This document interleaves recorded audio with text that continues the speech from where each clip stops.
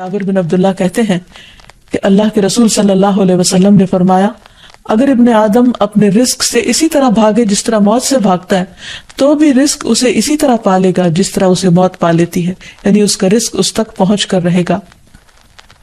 اس سلسلے میں ایک بہت اہم بات یاد رکھنے کی ہے کہ انسان رزق کے معاملے میں ہمیشہ اللہ تعالیٰ کی طرف رجوع کرے اور کسی بھی پریشانی کی صورت میں غیر اللہ کی طرف رجوع نہ کرے، یعنی اپنے دکھ، تکلیف، پریشانی، اس کا داستان، اس کی بپتا صرف اللہ تعالیٰ کو سنائے، اسی سے دعائیں مانگے، اور یہ مت سمجھے کہ اللہ تعالیٰ نہیں سنتا تو وہ کسی اور کے در پر جا کر اپنی مشکل بیان کر کے اسے مشکل کشا سمجھتے ہوئے اس سے اپنی حاجات پوری کروا سکتا ہے۔ قرآن مجید میں اللہ تعالیٰ فرماتے ہیں، وَاللَّهُ جَعَلَ لَكُم مِّنْ أَنفُسِكُمْ أَزْوَاجًا وَجَعَلَ لَكُم مِّنْ أَزْوَاجِكُمْ بَنِينَ وَحَفَدًا وَرَزَقَكُم مِّنَ الطَّيِّبَاتِ أَفَبِالْبَاطِلِ يُؤْمِنُونَ وَبِنِعْمَةِ اللَّهِ هُمْ يَكْفُرُونَ وَيَعْبُدُونَ مِن دُونِ اللَّهِ مَا لَا يَمْلِكُ لَهُمْ رِزْقًا مِّنَ السَّمَاوَاتِ وَالْأَرْضِ شَيْئًا وَلَا يَسْتَطِيعُونَ۔ اور اللہ نے تمہارے لیے خود تم ہی سے بیویاں بنائی اور تمہارے لیے تمہاری بیویوں سے بیٹے اور پوتے بنائے اور تمہیں پاکیزہ چیزوں سے رزق دیا، تو کیا وہ باطل کو مانتے ہیں اور اللہ کی نعمت کا انکار کرتے ہیں؟ اور وہ اللہ کے سوا ان کی عبادت کرتے ہیں جو نہ انہیں آسمانوں اور زمین سے کچھ بھی رزق دینے کے مالک ہیں اور نہ وہ طاقت رکھتے ہیں۔ تو اس آیت سے واضح طور پر پتہ چلتا ہے کہ اللہ کے رزق کے خزانے صرف ان کا مالک اللہ ہی ہے، اس کے علاوہ کوئی نہیں۔ اگر اللہ تعالیٰ کسی کو رزق نہ دے تو کوئی اور کچھ بھی نہیں دے سکتا، کیونکہ اللہ تعالیٰ نے ملکیت کے یہ سارے اختیارات اپنے پاس رکھے ہوئے ہیں، کسی اور کو نہیں دیے۔ جیسا کہ ایک اور آیت میں آتا ہے کہ انسان کو اللہ ہی کے ہاں رزق تلاش کرنا چاہیے۔ فرمایا، انما تعبدون من دون اللہ اوثانا وتخلقون افکا ان الذین تعبدون من دون اللہ لا یملکون لکم رزقا فابتغوا عند اللہ الرزق واعبدوہ واشکروا لہ الیہ ترجعون۔ تم اللہ کے سوا چند بتوں ہی کی تو عبادت کرتے ہو اور تم سراسر جھوٹ گھڑتے ہو۔ بلا شبہ اللہ کے سوا جن کی تم عبادت کرتے ہو تمہارے لیے کسی رزق کے مالک نہیں، سو تم اللہ کے ہاں ہی رزق تلاش کرو اور اسی کی عبادت کرو اور اس کا شکر کرو، اسی کی طرف تم لوٹائے جاؤ گے، یعنی اسی نے تمہیں پیدا کیا، وہی تمہیں رزق دیتا ہے، اسی کی طرف تمہاری واپسی ہے۔ اس لیے تم نہ اللہ کے سوا کسی اور کی عبادت کرو اور نہ ہی اس کے آگے ہاتھ پھیلاؤ اور نہ اس سے توقع رکھو کہ وہ تمہیں کچھ دے گا۔ نبی صلی اللہ علیہ وسلم کی سکھائی ہوئی مسنون دعائیں بہت ہی بہترین ہیں۔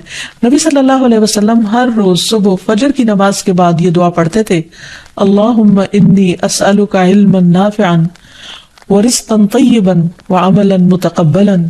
اے اللہ، میں تجھ سے علم نافع، طیب رزق یعنی پاکیزہ رزق اور مقبول عمل کا سوال کرتا ہوں، یعنی ایسے عمل کی توفیق دے جو تیرے ہاں قبول ہو جائے، تجھے پسند آ جائے۔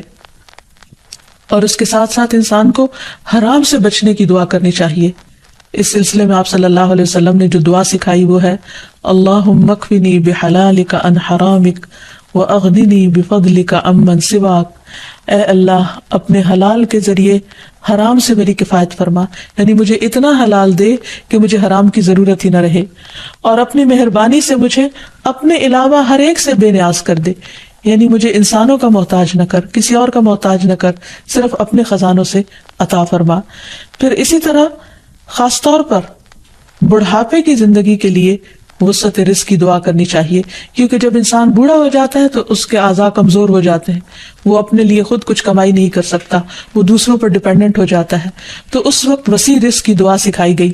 فرمایا، اللہم اجعل اوسع رزقک علی عند کبر سنی وانقطاع عمری۔ اے اللہ، جب میں بوڑھا ہو جاؤں اور میری عمر ختم ہونے لگے تو میرے رزق کو وسیع کر دے۔ اور رزق کی دو بڑی قسمیں ہوتی ہیں، ایک وہ رزق جو ظاہری طور پر جسموں کی غذا بنتا ہے، انسان کی مادی ضروریات پوری کرتا ہے، اور دوسرا روحانی رزق، اور وہ رزق جو انسان کے غم ہم کو دور کرتا ہے، یعنی لوگوں کی محبت اور توجہ، اور خاص طور پر بڑھاپے میں اولاد اور رشتہ داروں کا قریب ہونا، پاس ہونا، یہ انسان کی بنیادی ضرورتوں میں سے ہے۔ تو انسان جب خود کچھ کرنے کے قابل نہ رہے، ہاتھ پاؤں ہلانے کے قابل نہ رہے، تو عموماً وہ لوگوں پر ایک بوجھ بن جاتا ہے، اور یہ چیز انسان کے لیے بہت پریشانی کا باعث ہوتی۔ انسان جب جوان ہوتا ہے، بہت کچھ کما رہا ہوتا ہے، تو سب اس کو لک فارورڈ کرتے ہیں، سب اس سے محبت کرتے ہیں، سب اس کے پیچھے جاتے ہیں کیونکہ اس کی ذات سے لوگوں کو فائدہ پہنچتا ہے. لیکن بڑھاپے میں انسان اس طرح فائدہ نہیں پہنچا سکتا، تو پھر انسان کے لیے پریشانی ہوتی ہے اور اسے تنہائی کا احساس بھی ہونے لگتا ہے اور اس کے لیے انتہائی اذیت کے دن ہو جاتے ہیں. وہ اپنے حسین ماضی کو بھی یاد کرتا ہے، کامیاب زندگی کو بھی یاد کرتا ہے اور اپنے مستقبل کو بھی دیکھتا ہے کہ موت قریب آ لگی ہے. تو ایسے میں یہ دعا بہت فائدہ مند ہے کہ اے اللہ جب میں بوڑھا ہو جاؤں اور میری عمر ختم ہونے لگے تو میرے رزق کو وسیع کر دے. اور جب انسان کے پاس اپنی ضرورت کا ہوتا ہے بڑھاپے میں بھی، تو انسان یکسوئی کے ساتھ اللہ سبحانہ وتعالیٰ کی عبادت اور زیادہ کر سکتا ہے. اسی طرح اپنے لیے اور اپنی اولاد کے لیے وسیع رزق کی دعا کرنی چاہیے، جیسے ابراہیم علیہ السلام نے دعا کی تھی، ربنا انی اسکنت من ذریتی بواد غیر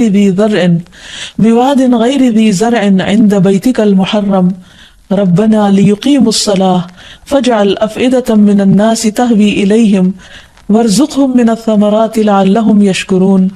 اے ہمارے رب، بے شک میں نے اپنی کچھ اولاد کو اس وادی میں آباد کیا جو کسی کھیتی والی نہیں، تیری حرمت والے گھر کے پاس، اے ہمارے رب، تاکہ وہ نماز قائم کریں. سو کچھ لوگوں کے دل ایسے کر دے کہ ان کی طرف مائل رہیں اور انہیں پھلوں سے رزق عطا کر تاکہ وہ شکر ادا کریں. جس میں ہم دیکھتے ہیں کہ ابراہیم علیہ السلام اپنے بچوں کے لیے روحانی رزق کی دعا بھی کر رہے ہیں، جذباتی محبت کی رزق کی دعا بھی کر رہے ہیں، اور پھر اس کے ساتھ ساتھ جسمانی رزق کی دعا بھی کر رہے ہیں جو ہر انسان کی ضرورت ہے، اور اس میں سے بھی بہترین رزق یعنی پھلوں کے رزق کی دعا کر رہے ہیں، کیونکہ انسان کو اللہ تعالیٰ کا صرف رزق ہی نہیں مانگنا چاہیے، بہترین رزق مانگنا چاہیے. یعنی ایک تو سمپل سی دعا ہے اللہم ارزقنی، اور پھر وارزقنا وانت خیر الرازقین، جو سورۃ المائدہ میں اللہ تعالیٰ نے دعا سکھائی ہے، اور ہمیں رزق دے اور تو سب رزق دینے والوں میں سے بہترین ہے. رزق کی تنگی میں خاص طور پر استغفار بہت فائدہ دیتی ہے. یعنی انسان کے گناہ انسان کے رزق کے راستے میں رکاوٹ بن جاتے ہیں. اور آخر میں یہ بات یاد رہے کہ انسان کے رزق میں اکثر اس کے اپنے گناہ رکاوٹ بن جاتے ہیں. اس لیے جب انسان ان گناہوں سے توبہ کرتا ہے، استغفار کرتا ہے، تو اللہ تعالیٰ رزق کے دروازے کھول دیتے ہیں، جیسے اللہ تعالیٰ کا وعدہ ہے. قرآن مجید میں آتا ہے، نوح علیہ السلام نے اپنی قوم سے کہا، فَقُلْتُ اسْتَغْفِرُوا رَبَّكُمْ إِنَّهُ كَانَ غَفَّارًا يُرْسِلِ السَّمَاءَ عَلَيْكُمْ مِدْرَارًا وَيُمْدِدْكُمْ بِأَمْوَالٍ وَبَنِينَ وَيَجْعَلْ لَكُمْ جَنَّاتٍ وَيَجْعَلْ لَكُمْ أَنْهَارًا. اور کہا کہ اپنے رب سے معافی مانگ لو، بلا شبہ وہ بڑا معاف کرنے والا ہے. وہ تم پر آسمان سے خوب بارشیں برسائے گا اور تمہاری مال اور اولاد سے مدد کرے گا، تمہارے لیے باغ پیدا کرے گا اور نہریں جاری کرے گا. تو اس سے یہ پتہ چلتا ہے کہ دنیا میں جتنی بھی راحتیں اور رزق کی قسمیں ہیں، ان سب کی کنجی استغفار ہے. تو اس لیے انسان کثرت سے اپنے گناہوں پر توبہ کرتا رہے. حضرت حسن بصری کی مجلس میں ایک شخص آیا اور کہنے لگا کہ اس کے ہاں اولاد نہیں، تو انہوں نے اس کو استغفار کا حکم دیا. دوسرے شخص نے کہا کہ ان کے یہاں قحط سالی ہے، بارشیں نہیں ہو رہی، تو انہوں نے ان کو استغفار پڑھنے کے لیے کہا. تیسرا شخص آیا اور کہنے لگا کہ اس کے رزق میں مشکل ہے، تو انہوں نے اس کو بھی یہی نسخہ بتایا. تو ان کی مجلس میں سے ایک شخص نے کہا کہ آپ نے ہر مشکل میں مبتلا شخص کو ایک ہی بات بتائی، ایک ہی وظیفہ بتایا، اور وہ بخشش کی دعائیں کرنے کا. تو کہا کہ کیا تم نے سورۃ نوح کی آیت نہیں پڑھی؟